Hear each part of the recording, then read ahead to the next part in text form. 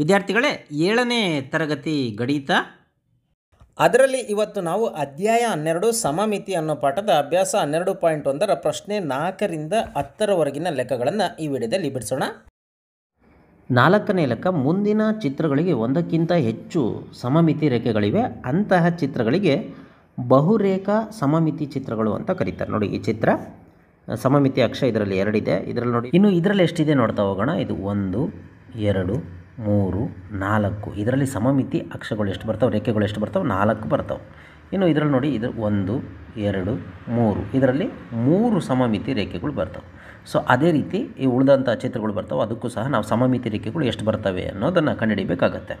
ಲೆಕ್ಕ ಏನು ಕೊಟ್ಟಿದ್ದಾರೆ ಅಂದರೆ, ಮುಂದಿನ ಚಿತ್ರದಲ್ಲಿ ಬಹುರೇಖಾ ಸಮಮಿತಿಗಳಿದ್ದರೆ ಗುರುತಿಸ್ರಿ ಅಂತ ಕೊಟ್ಟಿದ್ದಾರೆ. ಚಿತ್ರಗಳು ಕೊಟ್ಟಿದ್ದಾರೆ ನೋಡಿ, ಈ ಚಿತ್ರ ಯಾವುದರಲ್ಲಿ ಬಹುರೇಖಾ ಸಮಮಿತಿ ಇದೆ ಅದನ್ನು ನಾವು ಬರೀಬೇಕಾಗತ್ತೆ. ಇನ್ನು ಚಿತ್ರಗಳಿದ್ದಾವೆ ನೋಡಿ, ಇಷ್ಟು ಚಿತ್ರಗಳು ಇದ್ದಾವೆ. ಈಗ ನಾವೇನು ಮಾಡೋಣ ಅಂದರೆ, ಮೊದಲನೇದು ಎ ಚಿತ್ರ ನೋಡಿ, ಇದಕ್ಕೆ ಸಮಮಿತಿ ಅಕ್ಷಗಳು ನೋಡಿ 1 2 3. ಅದೇ ರೀತಿ ಬಿ ಲೆಕ್ಕ ನೋಡಿ, ಇದು ಬಿ ಲೆಕ್ಕ, ಇದಕ್ಕೂ ಸಮಮಿತಿ ಅಕ್ಷಗಳನ್ನು ಎಳೆಯೋದು ನೋಡಿ. ಇದು ಇದಕ್ಕೆ ಎಷ್ಟು ಎಳಿಬೋದು ನಾವು? 1 2, ಹೌದಾ? 2 ಹೇಳಿ. ಇದಕ್ಕೆ ಎಷ್ಟು ಎಳೆದ್ವಿ ನಾವು? 1 2 3, 1 2 3, ಕರೆಕ್ಟಾ? 3 ಎಳೆದ್ವಿ ನಾವು. ಇದಕ್ಕೆ 1 2 2 ಎಳೆದ್ವಿ. ಇದಕ್ಕೆ ನೋಡಿ, ಸಿ ಚಿತ್ರಕ್ಕೆ ಆಲೆ 1 ಹಾಕಿದ್ದೀನಿ ನಾನು. 2 3 ಎಳಿಬೋದು. ಈ ಡಿ ಲೆಕ್ಕಕ್ಕೆ ಇದಕ್ಕೆ ಎಷ್ಟು ಎಳಿಬೋದು? 1 2 2 ಎಳಿಬೋದು ಮ್ಯಾಕ್ಸಿಮಮ್ ಅಂದರೆ. ನೆಕ್ಸ್ಟ್ ಮುಂದಿನ ಲೆಕ್ಕ ಈ ಲೆಕ್ಕ, ಇದಕ್ಕೆ ಎಷ್ಟು ಸಮಮಿತಿ ಅಕ್ಷಗಳನ್ನು ಎಳಿಬೋದು? 1 2 3 ಎಳಿಬೋದಾಗಿದೆ ನಾವು. ನೆಕ್ಸ್ಟ್ ಎಫ್ ಲೆಕ್ಕಕ್ಕೆ ಇದಕ್ಕೆ ಎಷ್ಟು ಎಳಿಬೋದು? ಕೇವಲ 1 ಮಾತ್ರ ಎಳಿಲಿಕ್ಕೆ ಸಾಧ್ಯ, ಹೌದಾ? ಈ ಕಡೆ ಎಳಿಲಿಕ್ಕೆ ಆಗೋದಿಲ್ಲ, ಸಮಮಿತಿ ಅಕ್ಷ ಆಗೋದಿಲ್ಲ, ಹಂಗಾಗಿ 1 ಮಾತ್ರ ಎಳಿಬೋದು. ಇನ್ನು ಜಿ ಲೆಕ್ಕಕ್ಕೆ ನೋಡಿ, ಇದಕ್ಕೆ ಎಷ್ಟು ಎಳಿಬೋದು? 1 2 3 4, ಹೌದಾ? 4 ಎಳಿಬೋದು ಇದಕ್ಕೆ. ನೆಕ್ಸ್ಟ್ ಕೊನೆ ಎಚ್ಗೆ ಇದಕ್ಕೆ ಎಷ್ಟು ಎಳಿಬೋದು ನೋಡಿ? 1 2 3 4 5 6 6 ಎಳಿಬೋದಾಗಿದೆ. ಸಮಮಿತಿ ಅಕ್ಷ ಎಷ್ಟು ಎಳಿಬೋದು? 6 ಎಳಿಬೋದು. 5ನೇ ಲೆಕ್ಕ, ಇಲ್ಲಿ ಕೊಟ್ಟಿರುವ ಚಿತ್ರವನ್ನು ನಕಲು ಮಾಡಿ ಯಾವುದಾದರೂ ಒಂದು ಕರ್ಣವನ್ನು ಸಮಮಿತಿ ರೇಖೆಯಾಗಿ ಪರಿಗಣಿಸಿ ಕರ್ಣದ ಉದ್ದಕ್ಕೂ ಸಮಮಿತಿ ಹೊಂದಿರುವಂತೆ ಇನ್ನೆಷ್ಟು ಚೌಕಗಳನ್ನು ಛಾಯೆಗೊಳಿಸಿ. ಇದನ್ನು ಮಾಡಲು ಒಂದಕ್ಕಿಂತ ಹೆಚ್ಚು ವಿಧಾನಗಳಿವೆಯೇ? ಎರಡೂ ಕರ್ಣಗಳ ಉದ್ದಕ್ಕೂ ಚಿತ್ರವು ಸಮಮಿತಿ ಹೊಂದಿದೆಯೇ ಅಂತ ಕೊಟ್ಟಿದ್ದಾರೆ. ಈಗ ಇದಕ್ಕೇನು ಮಾಡಬೇಕು? ಕೊಟ್ಟಿರುವ ಚಿತ್ರವನ್ನು ನಕಲು ಮಾಡಿ ಒಂದು ಕರ್ಣವನ್ನು ಸಮಮಿತಿ ರೇಖೆಯಾಗಿ ಪರಿಗಣಿಸಿ ಅಂತ ಕೊಟ್ಟಿದ್ದಾರೆ, ಮತ್ತು ಕರ್ಣದ ಉದ್ದಕ್ಕೂ ಸಮಮಿತಿ ಹೊಂದಿರುವಂತೆ ಇನ್ನಷ್ಟು ಚೌಕಗಳನ್ನು ಸಮಮಿತಿಗೊಳಿಸಿ ಅಂತ ಕೊಟ್ಟಿದ್ದಾರೆ. ಈಗ ನಾವು ನೋಡಿ, ಈ ಚಿತ್ರವನ್ನು ಹಾಕ್ಬಿಡೋಣ ಇದೇ ರೀತಿ. ಅಂದರೆ ನೋಡಿ, ಇದನ್ನು ನಾವು ಫೋಲ್ಡ್ ಮಾಡಿದಾಗ ಇಲ್ಲಿ ಏನು ಸಮಮಿತಿ ಇದ್ರ ಮೇಲೆ ಕೂತ್ಕೊಳ್ಳುತ್ತೆ, ಹೌದಾ? ನೆಕ್ಸ್ಟ್ ಇದನ್ನು ಫೋಲ್ಡ್ ಮಾಡಿದಾಗ ಇದ್ರ ಮೇಲೆ ಕೂತ್ಕೊಳ್ಳುತ್ತೆ, ಹಾಗಾಗಿ ಈ ಚಿತ್ರ. ನೆಕ್ಸ್ಟ್ ಇದು ಇಲ್ಲಿ ಕೂರೋದ್ರಿಂದ ಇದು ಸಹ ಏನಾಗುತ್ತೆ? ಡಾರ್ಕ್ ಆಗುತ್ತೆ. ನೆಕ್ಸ್ಟ್ ಇದು ಇಲ್ಲಿ ಕೂರೋದ್ರಿಂದ ಇದು ಸಹ ಡಾರ್ಕ್ ಆಗುತ್ತೆ, ಕರೆಕ್ಟಾ? ಸೊ ನೋಡಿ, ಅಂಥ ಚಿತ್ರ ಇಲ್ಲಿದೆ. ಈಗ ಸಮಮಿತಿ ಅಕ್ಷಗಳನ್ನು ಎಳೆಯೋಣ, 2 ಎಳಿಬೋದು, ಹೌದಾ? ಈಗ ಅದೇ ರೀತಿ ಇನ್ನೊಂದು ರೀತಿ ಎಳಿಬೋದಾ ಅಂತ ಕೇಳಿದ್ರೆ, ಹೌದು, ಇನ್ನೊಂದು ರೀತಿಯೂ ಸಹ ನಾವು ಎಳಿಬೋದು. ನೋಡಿ, ಈ ಒಂದು ಸಮಮಿತಿ ಅಕ್ಷ ಇದು ತೆಗೆದುಕೊಂಡ್ರೆ ಈ ರೀತಿಯೂ ಸಹ ನಾವು ಎಳಿಬೋದು ಅಂತ. ಈಗ ಎರಡೂ ಕರ್ಣಗಳ ಉದ್ದಕ್ಕೂ ಚಿತ್ರ ಸಮಮಿತಿ ಹೊಂದಿದೆಯೇ ಅಂದರೆ ಹೌದು, ಒಂದಕ್ಕಿಂತ ಹೆಚ್ಚು ಮಾರ್ಗಗಳಿದ್ದಾವೆ ಅಂತೇಳಿ ಹೌದು, ಈ ಚಿತ್ರಗಳು 2 ಕರ್ಣಗಳ ಉದ್ದಕ್ಕೂ ಸಮಮಿತಿಯನ್ನು ಹೊಂದಿದೆ ಅಂತ ಬರೆದ್ರೆ ಈ ಲೆಕ್ಕ ಮುಗಿಯುತ್ತೆ. 6ನೇ ಲೆಕ್ಕ, ದರ್ಪಣಗಳ ರೇಖೆಗಳ ಉದ್ದಕ್ಕೂ ಸಮಮಿತಿ ಇರುವಂತೆ ಪ್ರತಿ ಚಿತ್ರವನ್ನು ನಕಲು ಮಾಡಿ ಪೂರ್ಣಗೊಳಿಸಿ ಅಂತ ಕೊಟ್ಟಿದ್ದಾರೆ. ಸೊ ನೋಡಿ, ಇದು ಸಮಮಿತಿ ಅಕ್ಷ. ಇದನ್ನು ಫೋಲ್ಡ್ ಮಾಡಿದಾಗ, ಇಲ್ಲಿ ಫೋಲ್ಡ್ ಮಾಡಿದಾಗ ಈ ಚಿತ್ರ ಎಲ್ಲಿ ಮೂಡುತ್ತೆ ಅಂತ ಸುಲಭವಾಗಿ ಹೇಳ್ಬೋದಲ್ವಾ? ಇಲ್ಲಿ ಮೂಡುತ್ತೆ ಈ ಚಿತ್ರ. ಇಲ್ಲಿ 4 ಸರಿ ಫೋಲ್ಡ್ ಮಾಡಿದ್ದಾರೆ ಅಂದರೆ ಈ ಆಕೃತಿ ಏನಿದೆ 4 ಭಾಗದಲ್ಲೂ ಸಹ ಬರುತ್ತೆ. ಇಲ್ಲೂ ಸಹ 4 ಕಟ್ ಮಾಡಿದ್ದಾರೆ, ಅಂದರೆ 4 ಸರಿ ಫೋಲ್ಡ್ ಮಾಡಿದ್ದಾರೆ ಅಂದರೆ ಈ ಆಕೃತಿ ಈ ರೀತಿ ಬರುತ್ತೆ. ನೋಡಿ, ಚಿತ್ರದಲ್ಲಿ ತೋರಿಸ್ತೀನಿ ನಿಮಗೆ.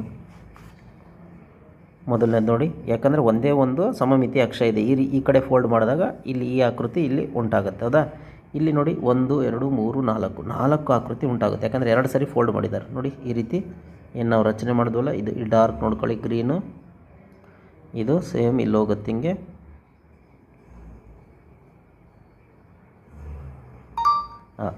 ನೆಕ್ಸ್ಟ್ ಈ ಚಿತ್ರ ಏನು ನಾನು ಸಿ ಬರೆದಿದ್ದೀನಲ್ಲ ಅದೇ ರೀತಿ ಬರುತ್ತೆ ನೋಡಿ ಇದು.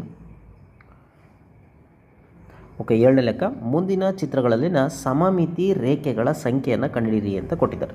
ಸಮಬಾಹು ತ್ರಿಭುಜದಲ್ಲಿ ಎಷ್ಟು ಬರುತ್ತೆ ಅಂತ. ಫಸ್ಟ್ ನಾವು ಸಮಬಾಹು ತ್ರಿಭುಜವನ್ನು ಬರೆದ್ಬಿಟ್ಟು ಅಕ್ಷಗಳನ್ನು ಸಹ ಹಾಕ್ಬಿಡೋಣ. ಎಷ್ಟು ಬರುತ್ತೆ ನೋಡಿ, 1 ಕರೆಕ್ಟಾ, 2, ಇದು 1 2 ಇದು 3, ಅಷ್ಟೇ 3 ಬರ್ತವೆ. ಎಷ್ಟು ಬರ್ತವೆ, 3 ಬರ್ತವೆ.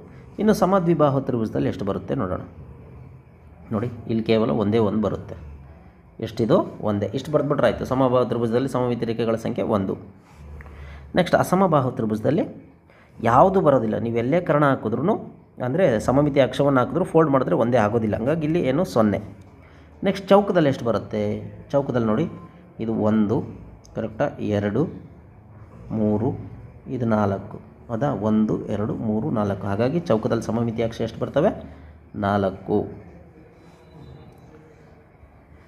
ನೆಕ್ಸ್ಟ್ ಆಯತದಲ್ಲಿ ಎಷ್ಟು ಬರುತ್ತೆ ನೋಡ್ತಾ ಹೋಗೋಣ. ಆಯತದಲ್ಲಿ ನೋಡಿ ಇಲ್ಲೂ ಅಷ್ಟೇ 1 ಮತ್ತು 2 ಬರಲಿಕ್ಕೆ ಸಾಧ್ಯ, 2 ಬರುತ್ತೆ ಮ್ಯಾಕ್ಸಿಮಮ್.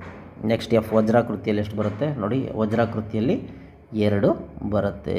ಸೊ ಹಾಗಾಗಿ ವಜ್ರಾಕೃತಿಯಲ್ಲೂ ಸಹ 2. ಇನ್ನು ಸಮಾಂತರ ಚತುರ್ಭುಜದಲ್ಲಿ ಎಷ್ಟು ಬರುತ್ತೆ. ಸಮಾಂತರ ಚತುರ್ಭುಜದಲ್ಲಿ ನೋಡಿ ನಾವು ಹಿಂಗೆ ಹಾಕಿದ್ರೆ ಫೋಲ್ಡ್ ಆಗೋದಿಲ್ಲ ಅದು, ಹಂಗಾಗಿ ಇಲ್ಲಿ 0 ಬರೋದಿಲ್ಲ.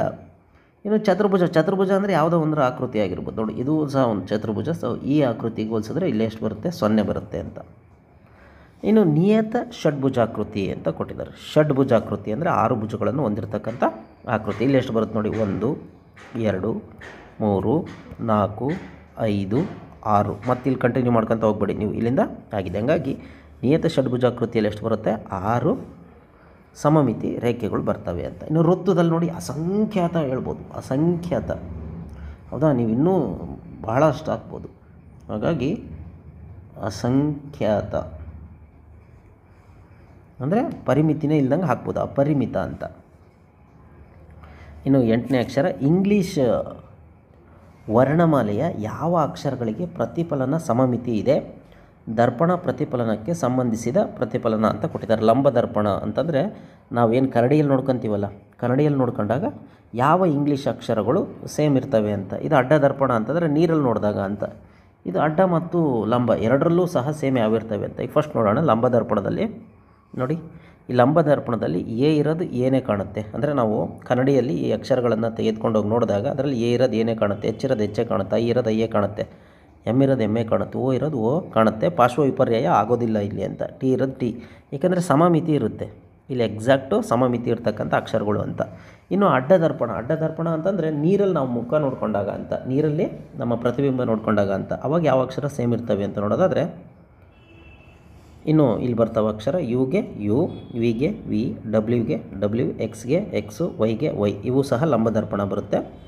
ಇನ್ನು ಅಡ್ಡ ದರ್ಪಣದಲ್ಲಿ ನೋಡಿರಿ, ಬಿ ಅಕ್ಷರ ನಾವು ನೀರಲ್ಲಿ ನೋಡಿದ್ರೆ ಹಂಗೆ ಕಾಣುತ್ತೆ, ಸಿ ಹಂಗೆ ಕಾಣುತ್ತೆ, ಡಿ ಡಿನೇ ಕಾಣುತ್ತೆ, ಇ ಇನೇ ಕಾಣುತ್ತೆ, ಎಚ್ ಎಚ್ಚೇ ಕಾಣುತ್ತೆ, ಐ ಐನೇ ಕಾಣುತ್ತೆ, ಓ ಓನೇ ಕಾಣುತ್ತೆ, ಎಕ್ಸು ಎಕ್ಸೇ ಕಾಣುತ್ತೆ ಅಲ್ವಾ. ಈಗ ಅಡ್ಡ ಮತ್ತು ಲಂಬ ದರ್ಪಣ ಎರಡರಲ್ಲೂ ಸಮಮಿತಿ ಹೊಂದಿರತಕ್ಕಂಥ ಅಕ್ಷರಗಳು ಯಾವುವು ಅಂತಂದರೆ ನಾವು ಇಲ್ಲಿ ಕಂಪೇರ್ ಮಾಡ್ಕೊಂಬಿಟ್ರೆ ಗೊತ್ತಾಗ್ಬಿಡುತ್ತೆ, ಹೌದಾ. ಯಾವ್ಯಾವ ಇದ್ದಾವೆ ಇಲ್ಲಿ ನೋಡಿಬಿಟ್ರೆ ಗೊತ್ತಾಗ್ಬಿಡುತ್ತೆ. ಯಾವ ನೋಡಿರಿ, ಇಲ್ಲಿ ಹೆಚ್ಚಿದೆ ನೋಡಿ, ಇಲ್ಲಿ ಹೆಚ್ಚಿದೆ, ಆಮೇಲೆ ಇಲ್ಲೂ ಸಹ ಹೆಚ್ಚಿದೆ, ಹೌದಾ. ಇಲ್ಲಿ ಐ ಇದೆ, ಇಲ್ಲೂ ಐ ಇದೆ. ಓ ನೋಡಿ, ಇಲ್ಲೂ ಓ ಇದೆ, ಇಲ್ಲೂ ಓ ಇದೆ. ಎಕ್ಸ್, ಇಲ್ಲೂ ಎಕ್ಸ್ ಇದೆ, ಇಲ್ಲೂ ಎಕ್ಸ್ ಇದೆ. ಅಂದರೆ ಅಡ್ಡ ಮತ್ತು ಲಂಬ ದರ್ಪಣ ಎರಡರಲ್ಲೂ ಸಹ ಸಮಮಿತಿ ಹೊಂದಿರತಕ್ಕಂಥ ಚಿತ್ರ ಬರ್ತವೆ ಅಂತ ಈ ಅಕ್ಷರಗಳದ್ದು. ಇನ್ನು 9ನೇ ಲೆಕ್ಕ, ಸಮಮಿತಿ ರೇಖೆಯನ್ನು ಹೊಂದಿಲ್ಲದ ಆಕೃತಿಗಳಿಗೆ 3 ಉದಾಹರಣೆ ನೀಡಿ ಅಂತ ಕೊಟ್ಟಿದ್ದಾರೆ. ಮೊದಲನೇದು ಚತುರ್ಭುಜ ಕೊಡ್ಬೋದು ನಾವು, ಹೌದಾ. ಚತುರ್ಭುಜದ ಆಕೃತಿ ಯಾವ್ದಾದ್ರು ಬರೀ ನೋಡ್ರಿ, ಇದರಲ್ಲಿ ಸಮಮಿತಿ ಅಕ್ಷ ಬರೋದಿಲ್ಲ ಅಂತ. ನೆಕ್ಸ್ಟ್ ಎರಡನೇದು ಸಮಾಂತರ ಚತುರ್ಭುಜ, ಇದು ಸಹ ಏನಾಗುತ್ತೆ, ಸಮಮಿತಿ ಆಗಿಲ್ಲ ಅಂತ. ನೆಕ್ಸ್ಟ್ ಕೊನೆಯದಾಗಿ ಅಸಮಬಾಹು ತ್ರಿಭುಜ, ಅಸಮಬಾಹು ತ್ರಿಭುಜದಲ್ಲೂ ಸಹ ಸಮಮಿತಿ ಅಕ್ಷ ಬರೋದಿಲ್ಲ ಅಂತ. ನೆಕ್ಸ್ಟ್ 10ನೇ ಲೆಕ್ಕ, ಮುಂದಿನವುಗಳ ಸಮಮಿತಿ ರೇಖೆಯನ್ನು ಬೇರೆ ಯಾವ ರೀತಿ ಹೆಸರಿಸ್ಬೋದು ಅಂತ. ಸಮದ್ವಿಬಾಹು ತ್ರಿಭುಜದ ಈ ಸಮಮಿತಿ ಅಕ್ಷ ಇದೆಯಲ್ಲ ಅಥವಾ ರೇಖೆ ಇದೆಯಲ್ಲ, ಅದಕ್ಕೆ ಏನಂತ ಕರೀತಾರೆ ಅಂತ ನೋಡಿ. ಈ ಸಮದ್ವಿಬಾಹು ತ್ರಿಭುಜದ ಸಮಮಿತಿ ರೇಖೆಯನ್ನು ಮಧ್ಯರೇಖೆ ಅಥವಾ ಇದನ್ನು ತ್ರಿಭುಜದ ಎತ್ತರ ಅಂತಲೂ ಕರೀತಾರೆ. ಇನ್ನು ವೃತ್ತದ್ದು ನಮಗೆ ಗೊತ್ತಿದೆ, ವೃತ್ತದ ಸಮಮಿತಿ ರೇಖೆಯನ್ನು ವ್ಯಾಸ ಅಂತ ಕರೀತಾರೆ, ಹೌದಾ. ವ್ಯಾಸ ಅಂತ ಕರೀತಾರೆ ನೋಡಿ. ವ್ಯಾಸ ನೋಡಿರಿ, ಪರದೆಯ ಈ ಭಾಗದಿಂದ ಈ ಭಾಗಕ್ಕೆ ಹೋಗುತ್ತಲ್ಲ, ಇದು ಸಮಮಿತಿ. ಅಕ್ಷನೂ ಸಹ, ರೇಖೆನೂ ಸಹ ಹೌದು, ಮತ್ತು ಇದರ ವ್ಯಾಸನೂ ಸಹ ಹೌದು.